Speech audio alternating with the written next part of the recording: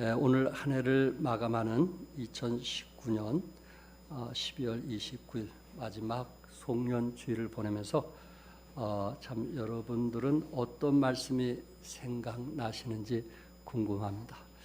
한 해 동안 살아가시면서 제일 마음에 와닿던 말씀이 어떤 말씀인 것 같아요?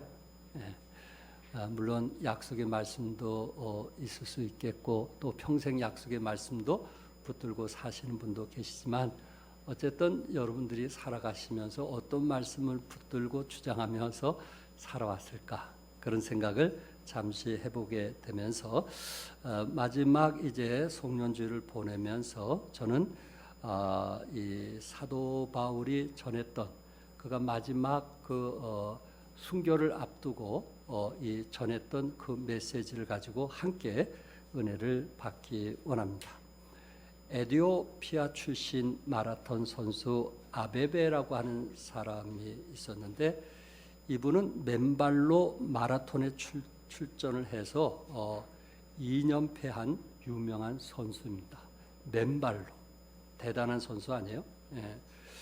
그러면서 두 번째 올림픽에서 또 역시 1등으로 결승점을 통과한 후에 기자들과 인터뷰를 했는데 그때 그는 이런 이야기를 했다고 합니다. 저는 아직도 15km 정도를 더 달릴 수 있는 힘이 있습니다. 아직도 더 달릴 수 있는 힘이 있습니다. 남들은 완주하면은 모든 진이 빠져서 일어날 수 없는 상황인데 이 사람은 15km 정도 더 달릴 수 있다는 이야기를 했습니다. 좋은 의미죠. 또 저도 좋은 의미에서 생각을 하고 있습니다. 그런데 어떤 분이 이 이야기를 들으면서 이렇게 표현을 했어요. 아베베 마라톤 선수는 유능하지만 훌륭한 마라톤 선수는 아니다. 유능하지만 세계 선수들 가운데 1등을 했다는 것은 대단한 거 아니겠어요? 그런데 그가 표현한 15km 정도 더 달릴 수 있다는 말을 듣고 그렇다면 이 사람은 훌륭한 마라톤 선수는 아니다 하는 이야기를 했습니다.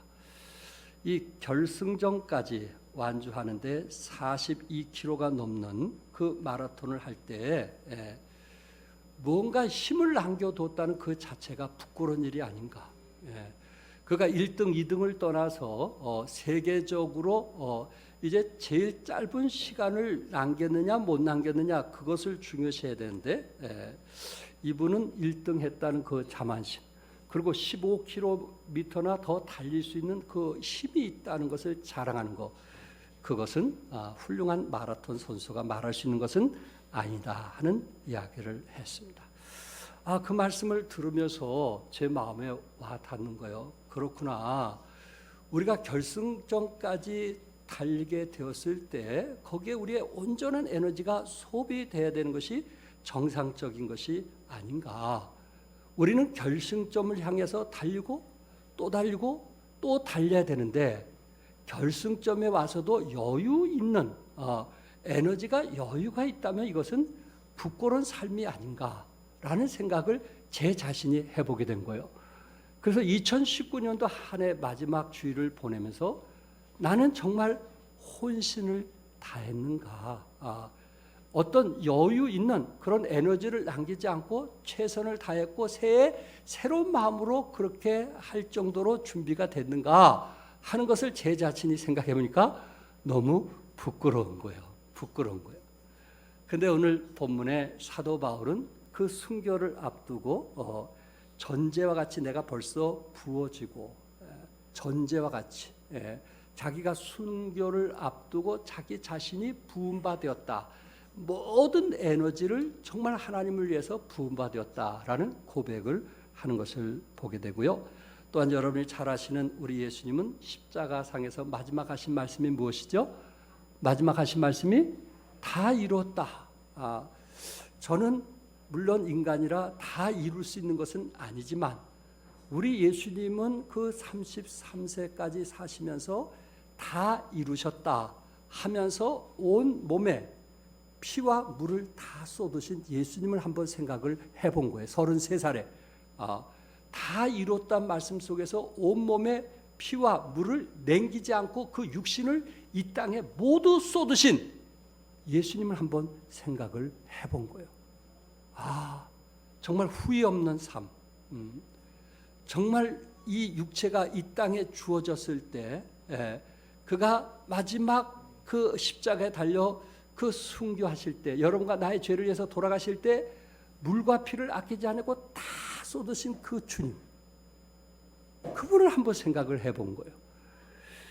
그렇다면 우리는 이제 한 해 한 해 살아가면서 주님 오늘 오신다고 하면 나는 아직도 내 육체의 여유 있는 삶을 준비하면서 주님 품 안에 가는 사람이 있을 것이고, 그리고 나는 주님을 위해서 온 정성과 마음을 다 쏟았기 때문에 완전히 소진된 상태에서 육은 이 땅에 죽고 영만 살아서 새 예루살렘에 입성하는 사람도 있을 거란 말이에요. 어떤 사람이 더 하나님을 기쁘게 하는 삶일까요? 어떤 삶이? 아직도 소진되지 않는 삶을 가진 사람이 주님 품 안에 갔을 때 칭찬을 받을까요?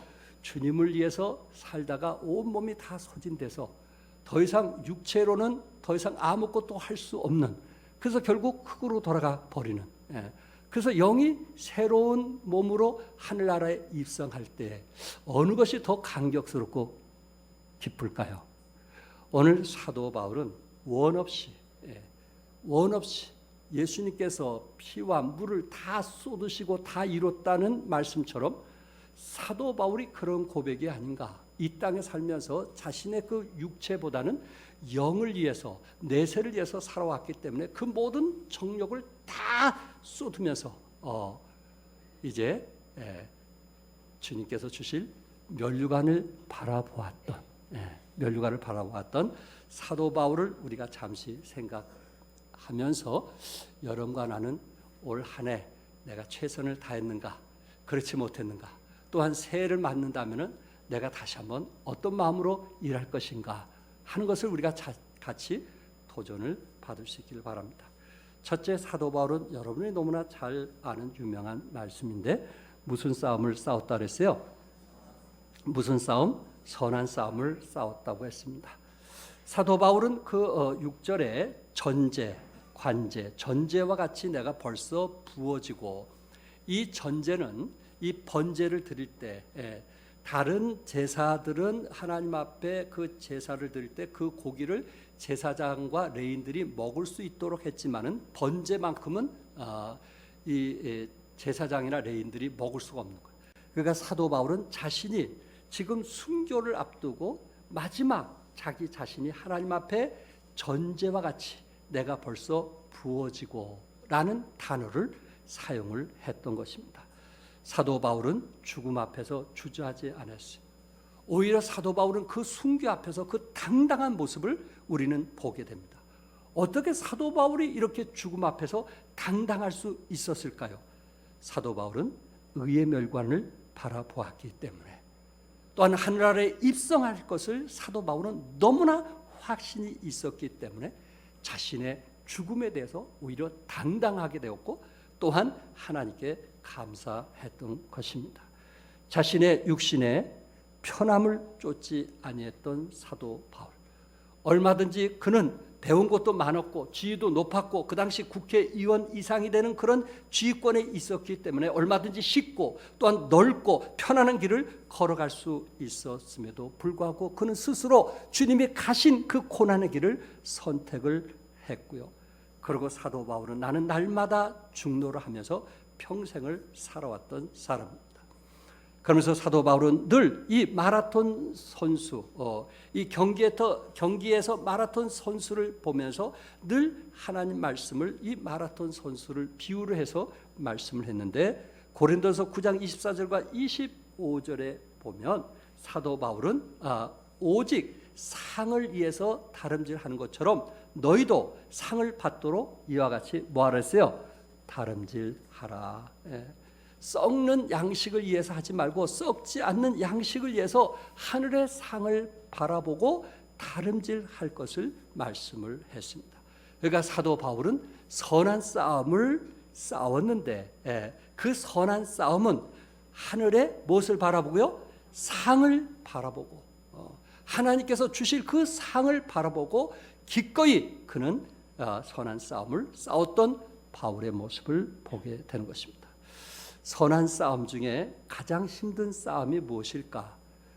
아마 선한 싸움 중에 가장 힘든 싸움은 자신과의 싸움이 아닐까라는 생각을 해보게 됩니다. 중국의 왕양명이라고 하는 철학자는 산중에 있는 도적은 이기기 쉬우나 자기 마음에 있는 도적은 이기기가 어렵다고 했어요. 자신과 싸움이 가장 힘들다. 러시아 제국을 통치하던 피터 제독도 내가 러시아 제국을 능히 다스릴 수 있으나 내 마음은 능히 다스릴 수 없구나라는 고백을 했습니다. 그렇다면 사도 바울은 그가 살아가면서 자신에 대해서 어떤 고백을 했을까요? 로마서 7장 21절에 내가 한 법을 깨달으니 곧 선을 행하기 원하는 나에게 악이 함께 있는 것이로다. 마음은 뭐를 하고 싶었어요? 선을 행하고 싶었어요. 선한 싸움을 하고 싶었어요. 그런데 악이 함께 있다라는 표현을 했고 로마서 7장 24절에는 오라 나는 공고한 사람이로다. 이 사망의 몸에서 누가 나를 건져내랴. 육신과 계속해서 싸웠던 사도 바울. 그러면서 결국 자기 스스로는 자기를 이길 수가 없는데 그리스도의 보혈의 능력과 성령님의 도우심으로 자신의 싸움에서 이겼다라는 것을 고백하면서 사도 바울은 무슨 싸움을 싸웠다 그랬어요? 선한 싸움을 싸웠다. 선한 싸움. 선한 싸움이라는 것은 선의 근본이신 하나님을 위하여 적극적으로 살아가는 것을 말하고 있습니다. 소극적으로는 하나님을 대적하는 악한 존재와의 싸움이요, 적극적으로는 하나님을 위한 헌신과 복음을 위한 사명을 목숨보다 귀하게 여기면서 사는 것입니다. 예수님은 어떤 싸움을 하셨을까요? 예수님은 선한 싸움을 하시면서 그 선한 싸움을 하면서 우리들에게 뭐라고 말씀을 했냐면은 착한 행실을 보여주라고 말씀했어요. 마태복음 5장 16절에 너희 빛이 사람 앞에 비치게 하여 그들로 너희 착한 행실을 보고 하늘에 계신 너희 아버지께 영광을 돌리게 하라. 무슨 행실을 보고요? 착한 행실을 보고. 착한 행실. 여러분과 내가 살아가면서 어떤 착한 행실, 우리가 이 땅에서 싸우는데 악한 것을 싸우는 것이 아니고 선한 싸움, 착한 행실을 통해서 하나님께 영광을 돌리기를 원했더라는 것입니다. 가정에서나 교회에서나 사회에서 가장 존경받는 사람은 누굴까요? 착한 사람, 선한 사람 아닐까요? 하나님께서 가장 기뻐하는 사람 누굴까요? 착한 사람. 그래서 디글이 우리의 학위가 다른 학위는 없을지라도 박사학위는 없을지라도 착한 학위는 받아야 된다라는 것을 성경은 우리에게 말씀해 주고 있습니다. 우리 예수님께서도 사도행전 10장 38절에 보면 하나님이 나사렛 예수에게 성령과 능력을 기름 붓듯 하셨으며 성령과 능력을 예수님에게 기름 붓듯 했던 이유는 무엇인가? 예수님을 통해서 무슨 일을 하도록? 선한 일을 행하시도록. 예수님을 통해서 그 선한 일을 행하시도록 하기 위해서 하셨단 말이에요. 그래서 예수님께서 마지막 십자가에 지면서 아버지 저들을 뭐하여 주옵소서? 사하여 주옵소서. 예수님께서는 이 땅에 오셔서 사도 바울처럼 무슨 일을 하셨어요? 선한 일을 하셨단 말이에요. 예수님도 선한 싸움을 하셨단 말이에요. 그러면서 여러분과 나에게 어떤 싸움을 하길 원해요? 선한 싸움을 하길 원하는 거예요. 악한 싸움은 하늘에 상이 없어요. 선한 싸움을 하는 사람만 하늘에 상이 있는 거예요. 사도 바울은 자기 스스로 나는 선한 싸움을 싸웠다 이렇게 고백을 하고 있습니다. 그러면서 사도 바울은 로마 교회에게 로마서 12장 17절에 뭐라고 했냐면 모든 앞에서 선한 일을 도마라. 악을 악으로 갚지 말고 모든 앞에서 선한 일을 뭐하라? 도모하라. 로마 교회 성도들에게 말씀했어요. 악을 악으로 갚지 말고, 그건 누구나 할 수 있지만 선한 일을 도모하라. 좀 착하게 착한 말로 도모하라. 베드로전서 4장 10절에서도 하나님의 여러 가지 은혜를 맡은 무엇같이 서로 봉사하라. 무엇같이? 선한 청지기같이 봉사하라. 여러분만 내가 찬양대를 하든 차량 이용을 하든 무엇을 하든 어떤 청지기같이요? 선한 청지기같이. 무슨 일을 하면서 씩씩대고 화내고 그런 사람이 아니고, 마당에 아침 9시부터 와서 쓰는 분도 계시는데 그거 하면서 씩씩대고 화내고 누가 안 온다고 그러지 말고 무슨 청지기같이, 선한 청지기같이 그 일을 기쁨으로 하란 말이에요. 그럴 때 우리는 사도 바울처럼 나는 선한 싸움을 싸웠다 하고 마지막 고백할 수 있게 되는 거예요. 우리가 하고 싶은 말 다 하면서 어떻게 선한 싸움을 싸웠다고 말할 수 있겠습니까? 사도행전에 보면요, 사도행전 1장부터 여러분이 혹시 읽는다면요, 거기에는 대부분 다 착한 사람, 선한 사람이 다 기록된 행전이에요. 사도행전이보다는 착한 행전이라고 말할 수 있을 정도로 선한 사람만 기록된 곳이 사도행전이에요. 그 중에 도르가라고 하는 이제 홀로 사는 여인에 대한 얘기가 나옵니다. 이분이 홀로 살다가 이제 죽게 되었어요. 그랬을 때에 그 도움을 받던 그 과부들이, 홀로 사는 그 과부들이 이 도르가라고 하는 여인을 통해서 늘 속옷과 겉옷을 그 도르가가 만들어줬기 때문에 항상 그 옷을 입고 있었거든요. 그것이 너무 감사해서 그 근처에 베드로가 사는 것을 알고 이 죽은 도르가를 위해서 베드로를 불러온 거예요. 다락방에 놓여있는 그 도르가 여인 앞에 베드로를 데려간 거예요. 그러면서 자신들의 속옷과 겉옷을 보여주는 거예요. 창피한 줄도 모르고 베드로 남자 앞에 자기 속옷을 보여주는 거예요. 그러면서 이 속옷과 겉옷을 누가 만들어준 줄 아느냐? 거기에 함께 모였던 대부분의 여인이 얘기하기를, 이 도르가라고 하는 여인이 우리에게 선행과 구제를 했으니 이 여인을 살려달라고 얘기하는 거예요. 사도행전 9장 36절에서 42절에 보면 베드로가 그 얘기를 듣고 이 선한 착한 일을 했던 도르가를 위해서 예수님의 이름으로 기도함으로 나사로가 살아난 것처럼 도르가 여인이 살아나는 놀라운 기적을 보게 되는 것입니다. 선한 일을 했어요. 주위에 있는 사람이 그 죽은 자를 보고 이 사람을 살리고 싶은 그런 마음이 있었더란 말이에요. 가이사랴에 살던 로마 사람 백부장 고넬료는 어떤 사람이었을까요?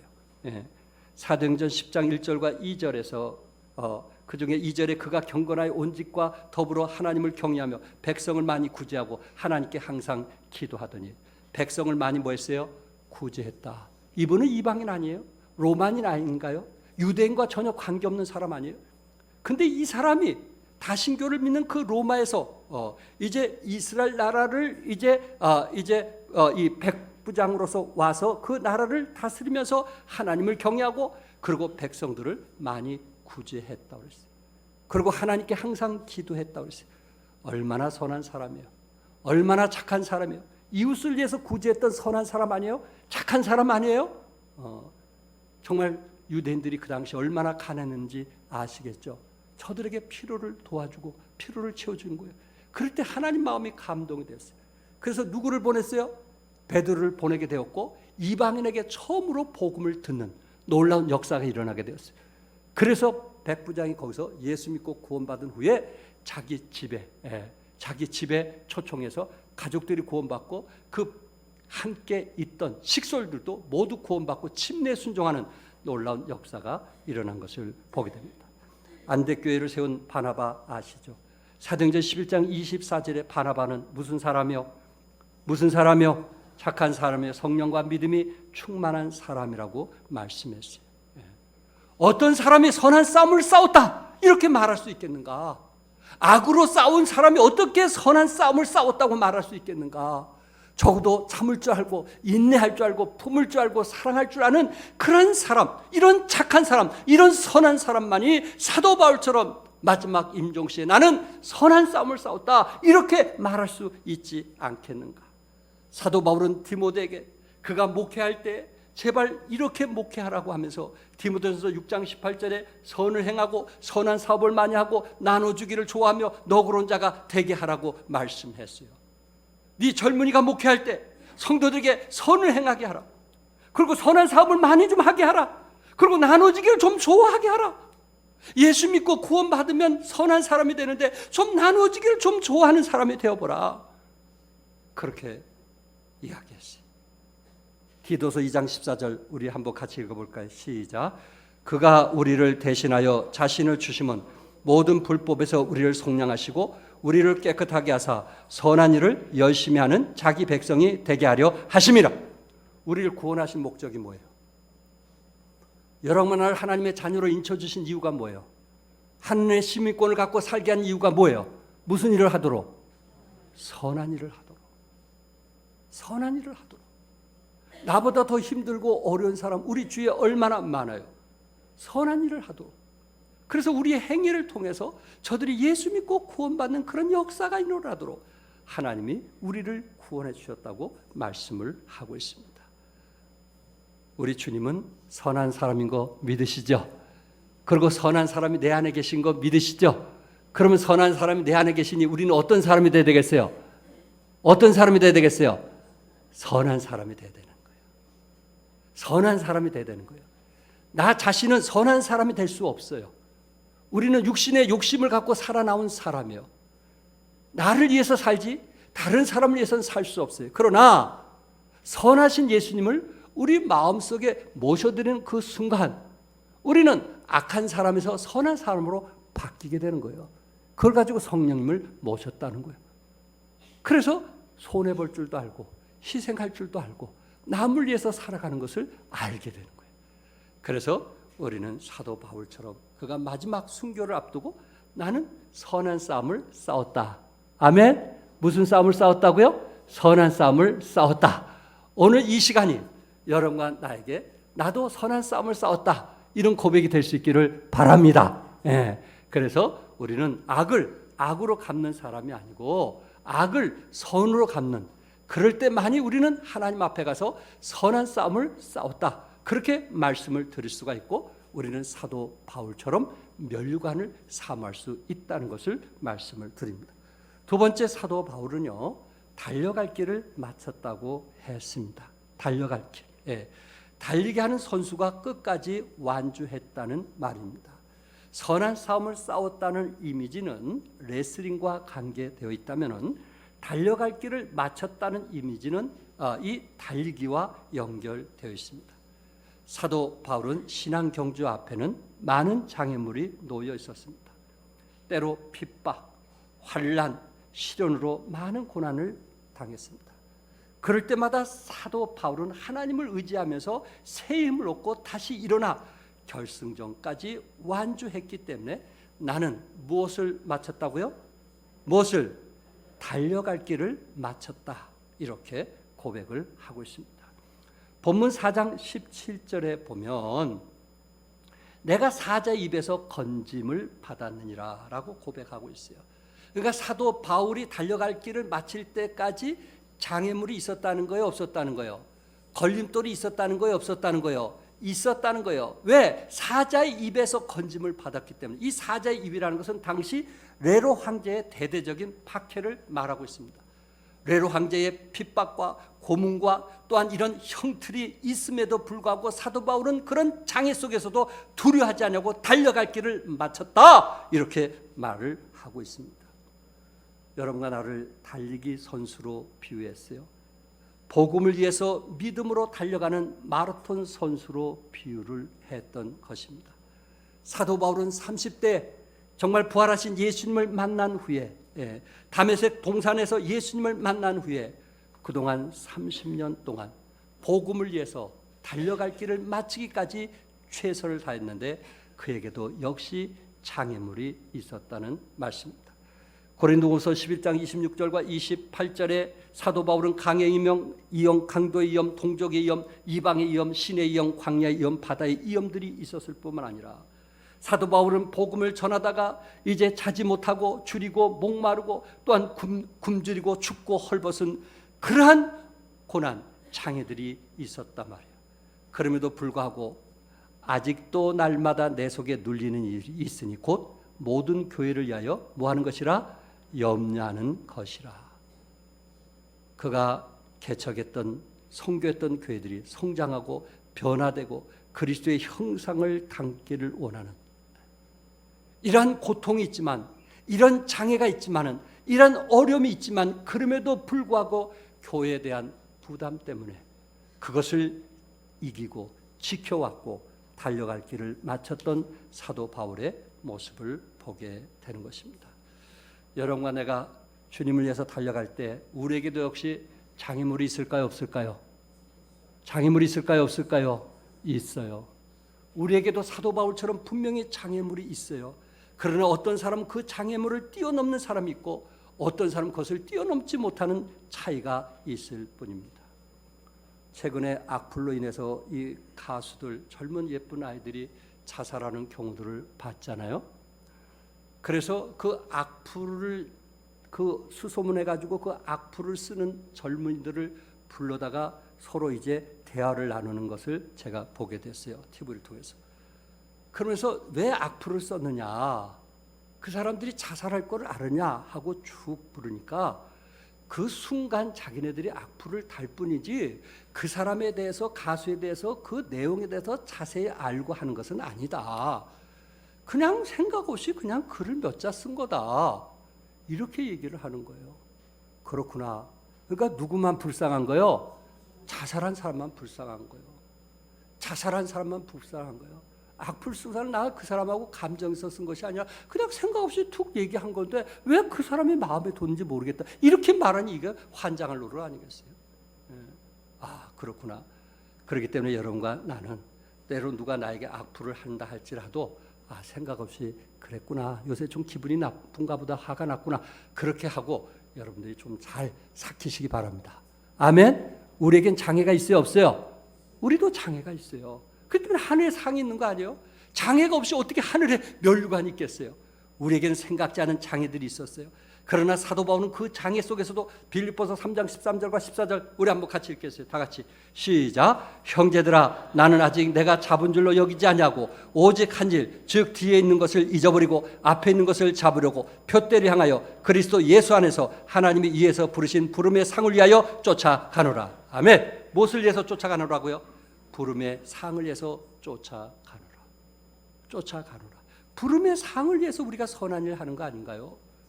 부름의 상을 위해서 우리가 달려갈 길을 마치기 위해서 지금까지 여기까지 충성한 거 아닌가요? 예, 마칠 때까지. 멕시코에서 하계 올림픽이 열리게 되었을 때 그곳에도 역시 마라톤 경기가 있었습니다. 이 마라톤 선수들이 다 결승선까지 들어오게 되었고, 그리고 1, 2, 3등 그대로 시상을 하게 되었고, 그리고 스타디움은 이제 불이 다 꺼지게 되었어요. 그리고 그곳에 있는 이제 군중들은 얼마 없었어요. 거의 다 가고. 그런데 한 사람이 쩔뚝거리면서 이제 달려오는 것입니다. 탄자니아에 사는 36살 먹은 아쿠와리라고 하는 선수였어요. 그래서 무릎과 발목에 심한 부상을 입고서 이 포기하지 않고 끝까지 온 것을 봤던 기자가 왜 경기를 포기하지 않으시고 끝까지 뛰었습니까? 라고 묻게 되었어요. 그랬을 때 아쿠아리는 이렇게 대답을 합니다. 내 조국은 경기를 시작하라고 나를 멕시코 시티에 보낸 것이 아니라 끝내라고 보냈습니다. 뭐하라고 보냈어요? 끝내라고 보냈습니다. 시작은 누구든지 마음 먹는 대로 할 수 있어요. 그러나 42km를 뛰는 과정 속에서 끝낸다는 것은 자기와의 싸움일 것입니다. 결코 쉬운 일이 아니에요. 저는 여러분들이나 우리 모든 믿음의 식구들이 사도 바울처럼 달려갈 길을 뭐하고요? 마쳤다. 장애가 있고 유혹이 있고 여러분들을 세상 사랑하게 만드는 그런 시련이 있다 할지라도 나는 달려갈 길을 마쳤다. 이런 고백이 있기를 바랍니다. 끝으로 사도 바울은 믿음을 지켰다고 했어요. 7절에 믿음을 지켰으니, 믿음을 지켰다는 말은 보물이나 재산을 지켰다는 말입니다. 보호했다는 말입니다. 그러니까 사도 바울은 그 보물처럼 재산처럼 귀히 여긴 것이 있다면 그것은 복음이라는 것이거든요. 그 복음을 위해서 끝까지 믿음으로 지켰다는 말입니다. 또한 디모데전서 6장 20절에 내게 부탁한 것을 지키라고 디모데에게 권면하고 있습니다. 내가 가장 귀한 이 보물을 너에게 넘겨주니 너는 어떤 장애가 있다 할지라도 이 보물을 지키라고 지금 말씀을 하고 있습니다. 믿음을 지켰다 하는 것은 그리스도를 배반하지 아니했다는 의미도 있지만은 선한 싸움을 싸우는 과정에서 달려갈 길을 달려가는 그 과정에서 한결같이 하나님을 의지하고 믿었다는 것입니다. 포기하지 아니했다는 말씀입니다. 사도 바울은 디모데후서 1장 11절과 12절에 내가 이 복음을 위하여 선포자와 사도와 교사로 세우심은, 복음을 위하여, 때로 어떤 사람은 선포자, 어떤 사람 사도, 어떤 사람 교사, 어떤 사람 구역장, 어떤 사람 지휘자, 반주자, 어떤 일을 세움을 입었노라 할지라도 그날까지 그가 능히 지키실 줄을 확신함이라. 그 사역 속에서 힘들고 어려운 장애가 있을지라도 그날까지 하나님께서 능히 지키실 줄을 뭐하심이라? 확신함이라. 아멘. 누가 지켜준다 그랬어요? 하나님이 지켜주시는 거예요. 아멘. 여러분과 나에게 장애가 있다 할지라도 누가 지켜주시는 거예요? 하나님이 지켜주시는 거예요.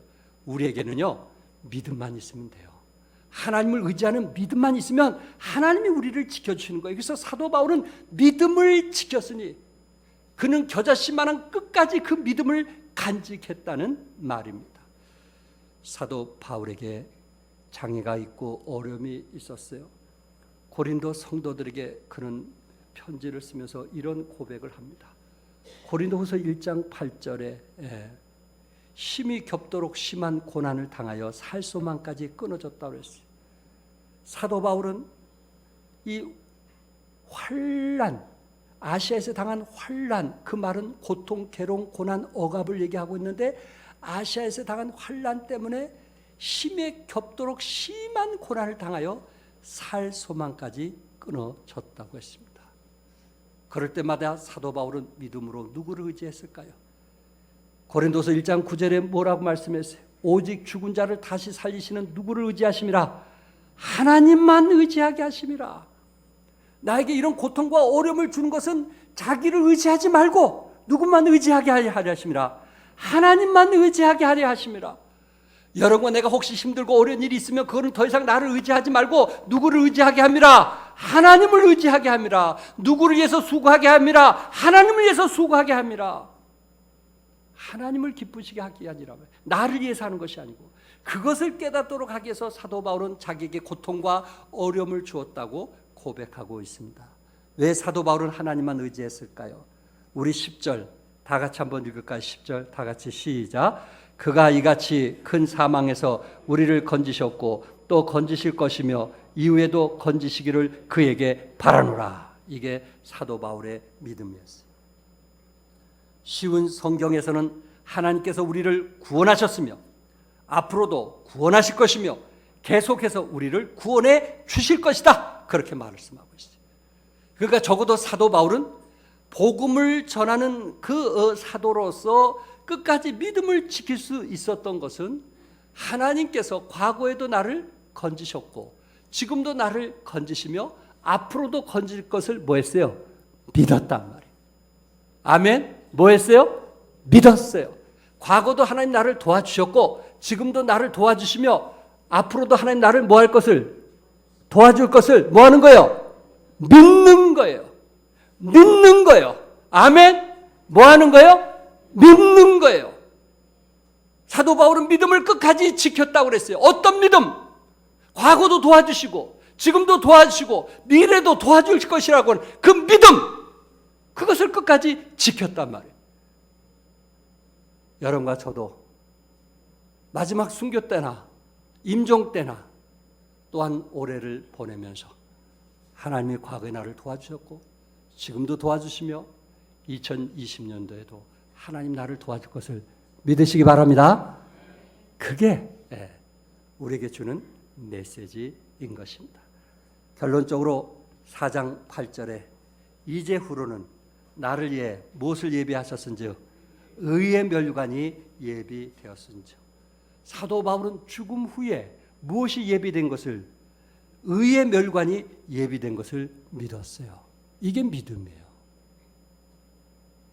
죽음 후에 의의 예비, 그 의의 멸관이 예비된 것을 믿게 됐을 때 우리는 장애가 있고 내 감정적으로 힘들고 어려울지라도 우리는 믿음을 지키게 되는 거예요. 근데 의의 멸관에 대해서 기대하지 못하는 사람은 우리가 장애가 있으면 우리 믿음이 살아날 수가 없어요. 거기서 포기하게 돼요. 내려놓게 돼요. 여러분, 의의 멸관이 있다는 거 믿으세요? 의의 멸관이 있다는 거 믿으세요? 사도 바울은 이 땅의 보화보다는 하늘의 멸관에 대해서 소원이 있었던 거예요. 그래서 내려놓을 수가 있었던 거예요. 그래서 포기할 수가 있었다는 거예요. 의의 멸관에 대해서 기대하지 않는 사람은 절대 이 세상의 것을 내려놓지도 못하고 포기하지도 못해요. 그러나 하늘에 의의 멸관이 있다는 것을 믿는다면 이 땅에 비록 가진 것이 없고 내 집이 없고 남들도 보다 소유한 것이 많지 않다 할지라도 우리 안의 기쁨과 행복은 빼앗을 수가 없어요. 너무 행복한 거예요. 너무 즐거운 거예요. 왜? 우리는 의의 멸관을 위해서 싸워왔기 때문에 그렇습니다. 여러분과 나도 의의 멸관을 위해서 달려가는 여러분과 제가 되기를 바랍니다. 남자 유도 81kg급 시상식을 런던에서 하게 되었습니다. 그때 그곳에서 이제 금메달을 땄던 사람이 김재범 씨였어요. 이분이 늘 할 때마다 하나님 감사합니다, 하나님 감사합니다 하는 표현을 했더니 그 한 러시아 기자가 마이크를 잡고 김재범 선수에게 물었다고 합니다. 경기장과 시상식에서 하늘을 향해 기도하던데 어떤 의미였습니까? 그럴 때 김재범 씨는 항상 하나님께 기도하고 있습니다. 저는 자나깨나 기도하고 있습니다. 아마 우리 종합교회 식구들 같은 것 같아요. 자나깨나 뭐 하고 있습니다? 기도하고 있습니다. 대단한 믿음 아니겠어요? 그러면서 한마디 더 하는 거예요. 저의 왼쪽 어깨, 팔꿈치, 손가락, 무릎, 허리 등 모든 부분이 부상이 당했어요. 이런 부상 속에서 나는 싸울 수가 없는데 정말 나는 마지막 하나님을 의지하고 나왔다는 거예요. 자기 몸에는 이미 부상이 많은 몸이라는 거예요. 하나님께서 함께하지 않으면 절대 이 금메달을 딸 수 없다는 것을 나는 너무나 잘 알고 있다는 거예요. 그래서 저는 하나님께 감사합니다 라는 기도를 했다는 거예요. 아멘. 올 한 해 마지막 보내면서 하나님께 뭐 합시다? 감사합시다. 아멘. 내 힘으로 되는 거 없잖아요. 내 능으로 되는 거 없잖아요. 하나님이 도와주셔야 되잖아요. 하나님께서 나에게 은혜를 베풀어 주셔야 되잖아요. 그래서 우리도 사도 바울처럼 여러분과 나도 고백하되 무슨 싸움을 싸우고 선한 싸움을 싸우고 무엇을 마치고 달려갈 길을 마치고 그 다음에 무엇을 지켰느라 믿음을 지켰느라 이런 고백이 있기를 주님의 이름으로 축복합니다. 기도하겠습니다.